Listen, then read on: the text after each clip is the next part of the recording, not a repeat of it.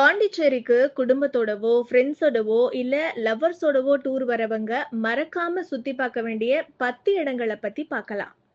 பாண்டிச்சேரிய செல்லமா பாண்டின்னு கூப்பிடுவாங்க. இந்த அழகான ஊரு தமிழ்நாட்டோட கடற்கரையில இருக்கிற ஒரு யூனியன் பிரதேசம். இது கிழக்குடைய பிரெஞ்சு ரிவியரான்னு சொல்லுவாங்க. ஏன்னா இங்க பிரெஞ்சு தமிழ் கலாச்சாரம் கலந்த ஒரு அழகான ஃபீலிங் இருக்கு. கடற்கரைகள், ஆன்மீக இடங்கள், பிரெஞ்சு காலனிய கட்டிடங்கள், அமைதியான கஃபேஸ், புராதன கோவில்கள் எல்லாம் சுத்தி பார்க்க ஒரு அற்புதமான ஊரு. இங்க இருக்க ராக் பீச் புதுச்சேரியோட இதயம்னு சொல்லலாம். 1 கிலோமீட்டர் தூரம் இருக்கிற இந்த கடற்கரை மணலுக்கு பதிலா பாறைகளால ஆனது. அதனாலதான் இதுக்கு ராக் பீச்னு பேரு. அதிகாலை, மாலை வேளைகள்ல இங்க போனா கடல் காத்து, அலைகளோட சத்தம், மகாத்மா காந்தி சிலை, பழைய லைட் ஹவுஸ் எல்லாம் ஒரு அழகான அனுபவத்தை கொடுக்கும். குடும்பத்தோடவோ, ஃப்ரெண்ட்ஸோடவோ, லவர்ஸோடவோ இங்க ஈவினிங் டைம் செலவழிக்கிறது சூப்பரான ஒரு விஷயம். வாகனங்களுக்கு அனுமதி இல்லாததால நடந்து ரசிக்கிறதுக்கு இதை விட ஒரு நல்ல பிளேஸ் இருக்க முடியாது.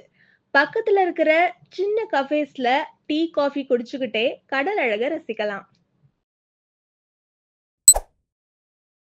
அடுத்து பார்க்க வேண்டியது புதுச்சேரியில ஆன்மீக ஸ்தலங்கள்ல முக்கியமான ஸ்ரீ மணிக்குல விநாயகர் கோவில்.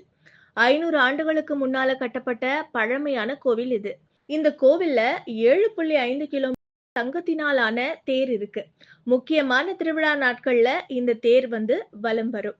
கோவிலோட உட்பிரகார சுவர்களுடைய புராண கதைகளோடு ஓவியங்கள், ராஜகோபுரம், மண்டபம்னு எல்லாமே ஒரு அழகான அனுபவத்தை கொடுக்குது.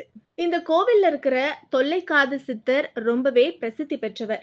இந்த கோவில் அதிகாலை 5:45 மணி முதல் மதியம் 12:30 வரையும், மாலை 4 மணிலிருந்து 9:30 மணி வரையும் திறந்திருக்கும்.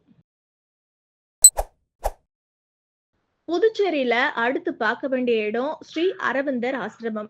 மணிக்குள விநாயகர் கோவிலுக்கு பக்கத்துல அரவிந்தர் ஆசிரமம் இருக்கு. ஸ்ரீ அரவிந்தரும் மதர்னு அழைக்கப்படுற மீரா அல்பாசாவும் 1926ல ஆரம்பிச்ச இந்த ஆசிரமம் புதுச்சேரியோட ஆன்மீக மையமா இருக்குது. இங்க மெடிடேஷன் மூலம் ஆன்மீக அனுபவங்கள் நமக்கு கிடைக்கும். ஆசிரமத்துல உள்ள ஸ்ரீ அரவிந்தர் மற்றும் மதரோட சமாதி அமைதியான சூழலை கொடுக்குது. ஆனா இங்க மொபைல் போன் யூஸ் பண்ண முடியாது. அதனால ஒரு அரை மணி நேரம் உள்ள மெடிடேஷனுக்கு உட்கார்ந்து மன அமைதியை உணரலாம். ஆன்மீகத்துக்கு ஆர்வம் உள்ளவங்க இத மிஸ் பண்ணவே பண்ணிடாதீங்க. காலை 8 மணிலிருந்து 12 மணி வரை, மதியம் 2 மணிலிருந்து 6 மணி வரை தரிசிக்கலாம். அடுத்து பிரெஞ்சு கலாச்சாரத்தோட ஜன்னல்னு அழைக்கப்படுற ஒயிட் டவுன் அழக ரசிக்கலாம். புதுச்சேரியோட பிரெஞ்சு குவார்டர்ஸ் இல்லனா ஒயிட் டவுன் ஒரு நேரடி பிரான்ஸ் டூர் மாதிரி இருக்கும்.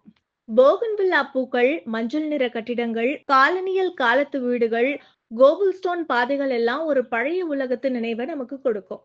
டூமாஸ், ரோமைன் ரோலாண்ட் மாதிரியான பிரெஞ்சு பேர் வச்ச பாதைகள்ல சைக்கிள் ஓட்டி கஃபேக்கள்ல குரோய்சன்ட் காஃபி சாப்பிடுறது ஒரு அல்டிமேட்டான அனுபவம். இங்க இருக்கிற கஃபே டே சாட்ஸ், லா பாஸ்டா மாதிரியான இடங்கள்ல பிரெஞ்சு தமிழ் கலந்த உணவுகளை ட்ரை பண்ணலாம். அடுத்து பிரெஞ்சு வார் மெமோரியல். இது வரலாற்றோட நினைவிடம். கவுபர்ட் அவென்யூல இருக்கிற இந்த மெமோரியல் முதல் உலக போர்ல உயிர் தியாகம் செஞ்ச பிரெஞ்சு இந்திய வீரர்களுக்கு அர்ப்பணிக்கப்பட்டுச்சு. 1971ல கட்டப்பட்ட இந்த இடம் ஒரு வரலாற்று அனுபவத்தை கொடுக்குது. ஒவ்வொரு வருஷமும் ஜூலை 14ஆம் தேதி பாஸ்டல் டேல இது அலங்கரிக்கப்படும். காலை 10 மணிலிருந்து மாலை 5 மணி வரை இதை பார்க்கலாம்.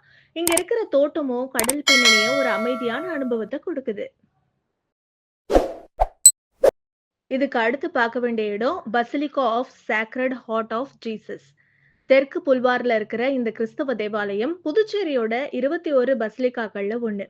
1908ல கட்டப்பட்டு 2011ல பசிலிகா ஸ்டேட்டஸ் பெற்ற இந்த இடம் கோதிக் கட்டட கலையோட அழக காட்டுது. கண்ணாடி ஓவியங்கள், பைபிள் வசனங்கள் எல்லாம் இதோட இன்டீரியரை அழகாக்குது. புது வருஷம், கிறிஸ்துமஸ், ஈஸ்டர் நாட்கள்ல இங்க நடக்கிற கொண்டாட்டங்கள் ரொம்பவே பிரம்மாண்டமா இருக்கும். ஆன்மீக அமைதி தேடுறவங்களுக்கு இது ஒரு முக்கியமான இடம். அடுத்ததா புதுச்சேரி நகருக்கு அருகே இருக்கிற பாரடைஸ் பீச்.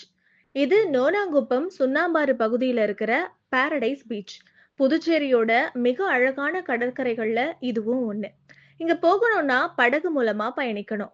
இது ஒரு 20ல இருந்து 30 நிமிஷ பயணம். மேங்க்ரோவ் காடுகள், பறவைகள், தெளிவான நீரெல்லாம் இந்த பயணத்தை மறக்க முடியாத பயணமாக்குது. இங்க இருக்க கடற்கரையில இளநீர், ஸ்நாக்ஸ் இந்த மாதிரியான விஷயங்கள் கிடைக்கும். சூரிய உதயத்தை பார்க்கிறதுக்கு இது ஒரு ஐடியல் ஸ்பாட். லவ்வர்ஸுக்கும் ஃபேமிலிக்கும் இது ஒரு நல்ல பிக்னிக் ஸ்பாட்னே சொல்லலாம். அடுத்த ஸ்பாட் அரிக்கன்மேடு. இது வரலாற்று அகழ்விடம். புதுச்சேரியில இருந்து 7 கிலோமீட்டர் தொலைவில் இருக்கிற அரிக்கன்மேடு ஒரு புராதன ரோமன் துறைமுக நகரம். கிமு 1ஆம் நூற்றாண்டுல இருந்த இந்த இடம் ரோமன் விளக்குகள், கண்ணாடி பொருட்கள், மணிகள் மாதிரியான அகழாய்வு பொருட்களை கொண்டிருக்குது. வரலாற்று பிரியர்களுக்கு இது ஒரு ரொம்ப பிடித்தமான இடமா இருக்கும். காலை 10ல இருந்து மாலை 4 மணி வரைக்கும் இங்க பார்க்கலாம். இதுக்கு அடுத்ததா உலக ஒற்றுமையோட நகரம்னு அழைக்கப்படுற ஆரோவில். புதுச்சேரியில இருந்து 13 கிலோமீட்டர் தொலைவில் இருக்கிற ஆரோவில் 1968ல மதரால ஆரம்பிக்கப்பட்டது. எல்லா நாட்டு மக்களும் ஒற்றுமையா வாழ்றதுக்கு ஒரு முயற்சியா ஆரோவில் நகரம் உருவாக்கப்பட்டுச்சு. இதனோட மையமா இருக்கிற மாதிரி மந்திர் தங்க நிற கோல வடிவ கட்டிடம் அமைக்கப்பட்டிருக்கு. இங்க மெடிடேஷனும் செய்யலாம். இதுக்கு முன்கூட்டியே பதிவு செஞ்சிருக்கணும். ஆரோவில்ல பசுமையான சூழல், சஸ்டைனபிள் வாழ்க்கை முறைகள், கஃபேகள் எல்லாம் ஒரு தனி அனுபவத்தை கொடுக்கும். இயற்கையோட இணைஞ்சு அமைதியை உணர விரும்புறவங்களுக்கு இது ஒரு ஸ்பெஷல் ஸ்பாட். கடைசியா செரனிட்டி பீச். இது கோட்டக்குப்பத்துல இருக்கு. புதுச்சேரி நகரத்தோட அருகிலேயே இருக்கு. இந்த கடற்கரை அமைதியான சூழல், சூரிய உதயம், காதலர்களுக்கு ஏத்த ஒரு இடம். இங்க சைக்கிளிங், யோகா, மெடிடேஷன் இது எல்லாமே பண்ணலாம். வார இறுதி நாட்கள்ல செரனிட்டி பீச் பஜார்ல சுவாரஸ்யமான கைவினை பொருட்களை வாங்கலாம். இயற்கையை ரசிக்க விரும்புறவங்களுக்கு இது ஒரு மறக்க முடியாத இடம். அப்புறம் என்ன, பாண்டிச்சேரிக்கு ட்ரிப் பிளான் பண்ணுங்க. இந்த அழகையெல்லாம் நேரடியா அனுபவிக்கலாம் வாங்க. பாண்டி பாட்காஸ்ட் யூடியூப் சேனலை சப்ஸ்கிரைப் செய்யுங்க. ட்விட்டர், ஃபேஸ்புக், இன்ஸ்டாகிராம்ல தொடருங்க.